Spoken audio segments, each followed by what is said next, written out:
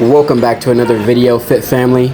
Make sure you hit that subscribe and like button. And if you enjoyed this content, be sure to share it with a friend. As you can tell from the title, we're doing upper body today. So follow along with me and let's get some gains.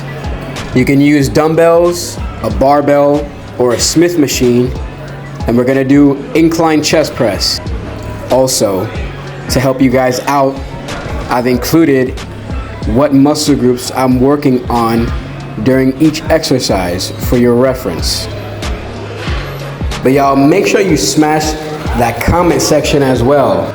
Let me know which parts of this video were most helpful and what other pieces of content you would enjoy seeing. It helps motivate and grow this channel and this community. This is what this is really about. It's not about being a famous YouTuber, but it's about affecting the next generation and those to come to be positive Black men and women. Pull downs are one of my favorite exercises. They help my shoulders feel healthy and they help provide more width for the muscles in your back. So if you're somebody really looking to accentuate an aesthetic physique like a bodybuilder, I would recommend regularly doing lat pull downs.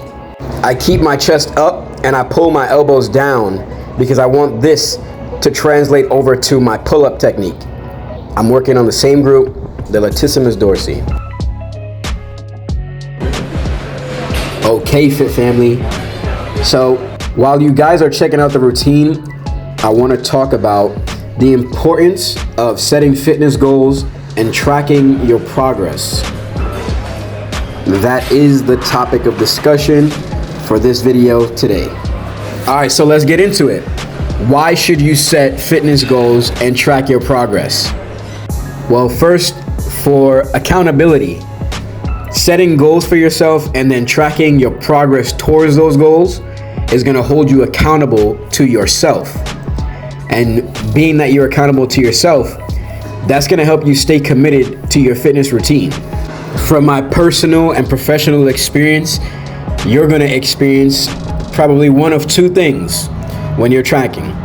Either one, you come to the realization that what you're doing is not going to get you towards your goals, so you readjust and improve your plan, or you become to get more motivated by your own progress.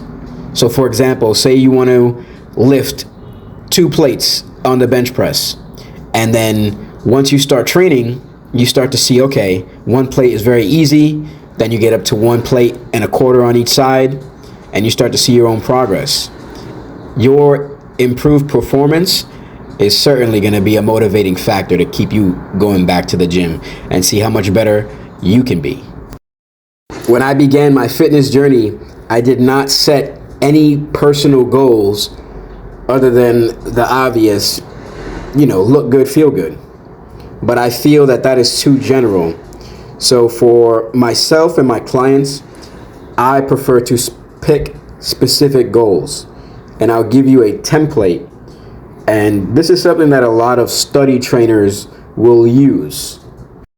If you're a personal trainer or fitness professional, you've probably heard of or used S.M.A.R.T goals. S.M.A.R.T is an abbreviation: specific, measurable, attainable, realistic, and timely. This is important because with all 5 of those aspects within goal setting, you need to maximize each of those to get the best out of your experience and journey. So I'm just going to quickly simplify the importance of each aspect for you. S is for specific. Your goals need to be specific because if they're too general, they're not going to really benefit you. For example, how many people would you know say, I just want to go to the gym? And if I ask you, just walking into the gym does anything for your physical health? No, very little. What you need to say is, I want to go to the gym and lose 5 pounds of fat within 6 months. 6 months from that day, you should circle a date on the calendar as a check-in for your goals. So now you have a timestamp on that. And that due date should pull certain characteristics out of you. It's going to show us how disciplined you are, how committed you are, how consistent you are, and what areas you can improve on. Don't expect to be perfect here, especially for the first time athletes who are going to be tracking their progress. This is a tool to help you improve. This is not going to be you just coming to the realization that you're the perfect athlete.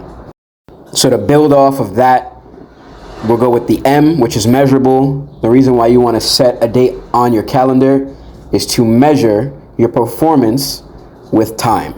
Time is another tool. Next is A, and that is for attainable. This is quick. Make sure that your goals are actually attainable. So if you just got injured, you need to readjust your goals from deadlifting 500 pounds, for example, to rehabbing the area that you just injured. So that way you can eventually go back into that goal of lifting 500 pounds. And we all know people who have set big goals, and we've all at one point in our life set a goal that might have been unrealistic for the time being. And don't confuse unrealistic with unattainable. Those are two different words. Sometimes things are unrealistic just for the current situation and resources that we have available. So we need to be realistic about what we can do with the resources and energy that we have right now, so that way we can get closer to those larger goals.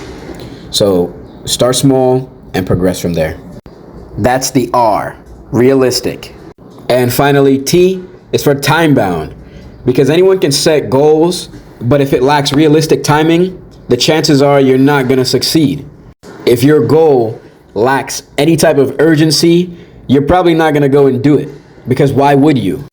What I've learned from my experience as a fitness trainer is most people are going to be better at being accountable to someone else than they are to themselves, as sad as that may sound. People are going to be more accountable to the fact that they have a new child, so they're going to be more accountable to their child, and that's when they start to get their health into serious shape. When they have a partner, they're more than likely going to be more accountable. When they hire a trainer or a coach, they are hiring them sometimes to be held accountable to them. So I hope that breakdown of SMART goals helps you out in setting goals for yourself, and use that template not only for fitness goals, but for all across the board goal setting. Whether you're trying to become the best teacher, the best mother, the best father, the best son, the best brother, whatever you're trying to improve at, that template can help you get there. So I highly recommend that you try it out and see how much you can improve your life with it. As I begin to wrap up this video, I appreciate you if you stuck around for this long and supported the content. If you find any value, I hope that you like, subscribe, comment, and share the content and potentially help somebody else. As always, it's peace and Pan-Africanism. See you later, Fit Fam.